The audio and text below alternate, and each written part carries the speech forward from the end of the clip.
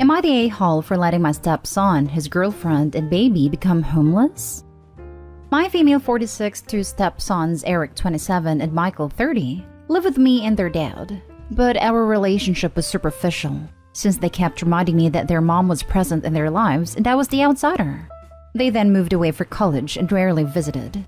My husband got sick with cancer and struggled for 2 years. Months before he passed away, I discovered that both Michael and Eric were slowly withdrawing money from our bank account. I didn't know they had access to it, but later found out they had access through my husband's financial information. I was livid because I needed the money for treatment and other expenses since I stopped working. I had a fight with both of them after they admitted they were moving money out of my husband's account before he died, so I won't get anything since the money was theirs. I threatened to sue, but Eric told me to buzz off because it's their money. I changed the old account immediately and moved what's left of that money to a new account. But the week my husband passed away, everything in the house was taken. I'm not exaggerating. They moved everything out and sold it. My husband didn't leave a will, and I was left with just our house since my name on the lease. I haven't seen Eric or Michael for 2 years. Till a few days ago in the morning I heard noise from the outside. I opened the door and saw Eric with his car stuffed with his bags and a young lady in the passenger seat and a baby in the back. I was surprised they asked why he was here and what he was doing. And he said, "I'm moving back in my father's house with my girlfriend and my son." I was stunned, and seeing him unloading his trunk set me off. I shouted, "This is my house now, and he's not allowed to set a foot in it after everything he and his brother did." He attempted to argue that he lost his job and was evicted and had nowhere to go. He also said he and his girlfriend would have lived in their car, but there is a baby that needs a home, and there's his grandfather's house. Plus, everything that happened was planned by Michael, not him. I said they took enough already and I owe them nothing, but he ignored me and kept getting his stuff out of the car. Then he tried to get inside, insisting this was his father's house. That's when I showed him my phone and yelled that I will call the cops on him for trespassing my property. He was shocked by what I said and started begging me to let them stay just for the baby who's now my grandson. But I said no and told him to get in his car and leave. But he stalled and kept complaining about becoming homeless when his father's house is available. His girlfriend involved herself, crying about potentially having their baby taken away from them for not finding proper living arrangements.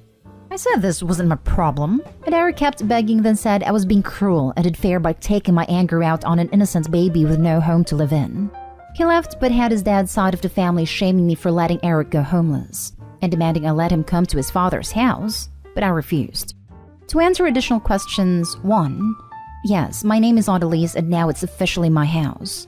2. My in-laws live hours away, and the reason they said they won't take Eric in is that they don't have to when his father's house is available. So they're behind Eric, encouraging him to take back what's his. 3. I don't know anything about their mother, but she's certainly not dead, otherwise I would have found out. Now for the top comments. He left but has his dad's side of the family shaming me for letting Eric go homeless. Those family members could have given him a home as well, but they didn't. You're not the a-hole. Not the a-hole. This guy is a criminal who already robbed you blind. Why on earth would you let him back in your life, much less your house? Honestly, find some family members you actually trust to come stay with you for a while, because this snake is not going to slink away that easily. Not the a-hole. They have already taken enough from you. If his dad's side of the family is so concerned, they can take him in. Protect yourself. Get the best locks you can afford installed. Make sure your windows are secure. Get Ring cameras for any entrance into your home. Install the app in your phone. They will record if anyone is prowling around. Take any proof of ownership that the house is legally yours, plus a few utility bills as proof you live there. Important papers like passport, birth certificate, social security card, pictures, and give them to a trusted friend. Pack a go bag with a couple of changes of clothes, some cash and an extra set of car/house keys, and keep it near the door. Call the police non-emergency line and give them a heads up. Names, descriptions, description of the car. If you have any proof of the family's harassment, show them. Ask if they can do extra patrols of your neighborhood. Alert your neighbors so that they'll call the police if they see any strangers in your street, strange cars, and frequent drive-bys. Tell them that you are not moving out and no one is moving in. If they see anyone loading or unloading their car into your home, they should call 911. It all sounds scary, but you are preparing for the worst possible scenario. You are now a freaking safety Boy Scout. You are prepared. Then live your best life. If things go down, don't panic. You have a plan. Grab your bag and go. Next story. Am I the a-hole for asking my spouse to forgive my mom and my sister? Plus update. I have been married to my wife for 8 years. The very first day my family met her, my mom turned her back on her and ignored her, and my sister came out asking if she was ever going to see the triplets again. My ex-girlfriend had kids from a previous relationship. I was so damn pissed and embarrassed, but my significant other handled it like a champ and acted like nothing. When we got home, she cried and was really disappointed. She had been looking forward to meeting everyone. I texted both my mom and sister and chastised them both for their rude behavior, and my mom's reason was because she really liked my ex and her kids. Same for my sister. I took my significant other to my mom's for Thanksgiving and Christmas, and my mom and sister were still standoffish. After we left, my significant other said she didn't want to go over anymore, and I promised her she wouldn't. I asked her to marry me a few months after, and we didn't invite any of my family to our ceremony. Not her choice. She said I was more than welcome to, but I didn't think my family deserved to be there. Then my mom found out and reached out and asked if we would like to have dinner. My significant other encouraged me to go, but she had no desire to. I went, and it ended up being a party at an Italian restaurant with all of my family. They were all asking for my wife, and it was so damn uncomfortable having to make an excuse. But I understood. My wife has stayed away but does help me buy gifts for everyone's birthdays and holidays and goes with me to visit my grandparents. Now, my sister's daughter was diagnosed with cancer this month. My wife has been incredibly helpful and has assisted in any way possible, and I was hoping this would lead to everyone forgetting the past. I asked my wife if she'd consider coming around to my mom's, and she refused. I told her I didn't understand why, that all this drama was 8 years ago and she was doing all this nice stuff for them right now. She said helping out is the right thing to do, but that it doesn't mean she has to be friends with them. I did raise my voice and told her that being stubborn helps no one, and she called me an a-hole for not understanding. So am I? Edit. Changed some details for privacy. Now for the top comments before the little update. You're the a-hole. Your wife is a saint for helping out and being kind when the situation obviously calls for it, but she doesn't have to forgive people who treated her like trash for years and years, and it's extremely unsupportive of you to keep asking her to. You are the biggest a-hole. Did your mother or sister ever bothered apologizing to your wife? Sounds like they continued their awful behavior toward her even after you called them out on it. I was wondering the same thing. I seen a mention of my mom and sister apologized and seemed sincere. They also try to reach out and include my wife, but I have sent messages /cards/gifts to her to re-apologize, but my wife still says no. Seems like mom and sister only told OP yeah sure, we're sorry about that. Let her know we are sorry. That isn't an apology to OP's wife. Yes, you are an a-hole. You promised her she didn't have to go back, so why are you trying to make her now? Man, all of y'all are really making me see things differently. I admit now I'm being selfish. With my niece being sick and my wife helping out, I thought maybe we could all just get along. I see now I messed up. Now for the little update. Thank you all for opening my eyes. I've never felt so attacked, but I'm grateful for it all. I have totally changed my way of thinking. My wife is amazing. And the last thing I want is to take her around people who don't have her best interests at heart. Unfortunately, it took advice from strangers for me to see. Nonetheless, I am thankful. I can't reply to everyone. I have a lot of making up to do. My wife has read so many comments and would like you all to know she's very thankful to see so much support. She says she's always felt guilty about staying away, but feels better about her decision now. At the end of the day, my wife deserves peace, and I will not force her to do anything she doesn't like. She's pretty gleeful right now. Lol. Thank you all. Next story is titled, Am I the a-hole for telling my son the truth about his mom? Their mom, 44 female, and I, 44 male, broke up 9 years ago because I caught her cheating with my friend in our own home with our 4-month-old son, sleeping in the next room. The breakup was hard, especially for the kids, but as parents we did everything possible so that they can be happy. And we decided that we would never tell them the reason we broke up until they are adults. For them, we only broke up because it was the best. We always told them that we functioned better separately, and that way we could all be happy. But I got tired. I met someone a few years after our breakup, and now we are married and have a 21-month-old girl, and she's pregnant with our second. But my 2 oldest kids, 19 male, 18 male, refused to meet their sister. They don't even speak to my wife, 27 female, and never wanted to tell me why. They just hate her. And at first, when we started dating, it was kind of understandable. My wife is younger, and she was the first person I dated after breaking up with her mother. So I decided to give them a few months so they could adjust to the new situation. But those months turned into years, and they never really tried to get to know my wife. And she always said that she was okay with that, so I decided to let it go. But their attitude just got worse. And when our daughter was born, they didn't want to meet her. And I'm not gonna lie, that pissed me off because they were treating her like a stranger, just because they don't like her mom. So for a while I stopped texting them since I was always the one who contacted them. And I had no interest in contacting them again. But the other day my wife was crying, and I asked her what was going on.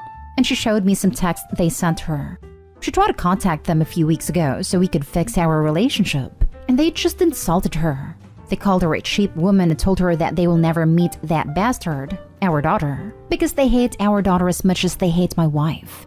I read the whole thing and was so mad that I called one of them, and we had a fight over those texts. I decided that he hates my wife because his mom told him I cheated on her with my wife, which is a lie because I didn't even know her at the time. So I got mad and told him that he was wrong, and that the cheater was his mother, and that if he didn't believe me, that I could show them the papers that I still have from the paternity test that we had to do, because she didn't even know who was the real father of our 9-year-old son, because she cheated for years.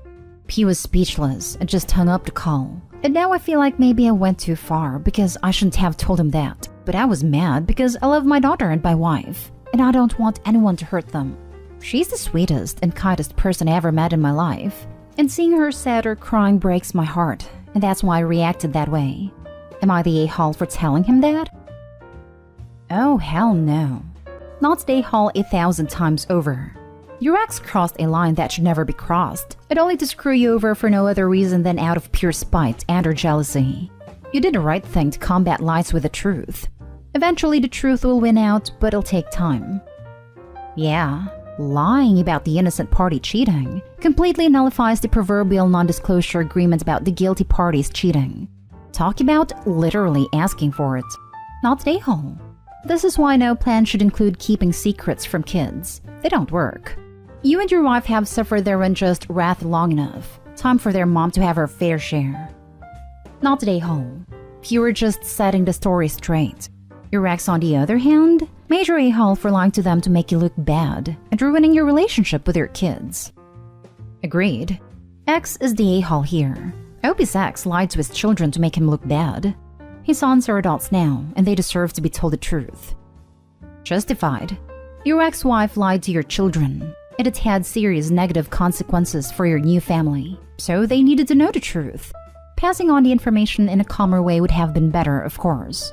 Still not the a-hole. Last story. Am I the a-hole for wanting my wife's son to leave the house after he turns 18? My wife and I have been married for 5 years, and she has a 17-year-old son from a previous relationship. The father left her and her son about a decade ago, and has not been present in their lives ever since. I know it was a traumatic experience for both of them, and they have a very tight bond as a result. My wife is on permanent disability and doesn't work, so I am the sole breadwinner in the household. I've always tried to be a very present figure in my stepson's life, but I also understand that I am not his father. For the past 3 years or so, her son has been having a lot of behavioral issues. When it started, my wife and I thought it was typical teenager acting out type stuff. But when his behavior continued over the course of months and into a year, we knew we had to take more action. We attended family therapy, got him individual therapy and counseling, worked with his school counselor, tried getting him involved in extracurricular activities, etc. We put a lot of time, effort, and money into as many ideas as we could think of, hoping that something would click. But nothing has worked. His grades in school are near failing, and he is at risk of not graduating next year. He will refuse to leave his room for days at a time. He has zero respect for me as a person, let alone a parent figure. He fights us on attending therapy and counseling sessions, and will not participate when we get him there. I am at my wit's end, and I am also starting to feel the hurts financially because my insurance doesn't cover all of the therapy and counseling. My wife's disability checks take some of the edge off, but I'm hemorrhaging money at this point and failing behind on bills. My stepson turns 18 in a couple months, and I'm at a point where I want to stop paying for his therapy and counseling. I am also at a point where I no longer want him in my house at the end of next school year. After a recent outburst from him, I broke down to my wife and told her all of this. She wasn't aware of the financial problems because I don't want her to feel that her son is a burden on us. But as hard as it is to say it, he kind of is. Out of anger and frustration, I told my wife my feelings about wanting him to leave our house, and she flipped out on me. She accused me of giving up on him and basically being okay with him becoming homeless. She said she would never forgive me if I abandoned him like his father did, and that I was an a-hole for even thinking something like that, let alone telling her. It's been a huge rift between us since then, and it's put a huge damper on the holidays. A part of me wants to get this all out in the open since I think my stepson deserves to know what kind of strain this is putting in all of us. But my wife insists on being protective of him. I feel like no matter what, I am going to be the bad guy, but I also feel like I have done all that I can do. Am I the a-hole for wanting to quit supporting my stepson? Not the a-hole. You are doing everything you can to help your stepson. Unfortunately, you cannot help someone who doesn't want to be helped. While he is a minor and you have the authority to do so, have you considered inpatient help? I would suggest being honest with him. His behavior is unacceptable, and he either changes or leaves. You will pay for his therapy as long as he tries to help himself get better. This may cost you your marriage, but if you do not draw this line, you will be having the same conversation in 10 years. While he is a minor and you have the authority to do so, have you considered inpatient help? My wife outright refuses to even consider this. His therapist recommended it a little over a year ago, but my wife wouldn't even think of it. She then forced us to find a new therapist. That is denial, and all it's doing is enabling him. The shame of it is he probably feels the most lost in all of this.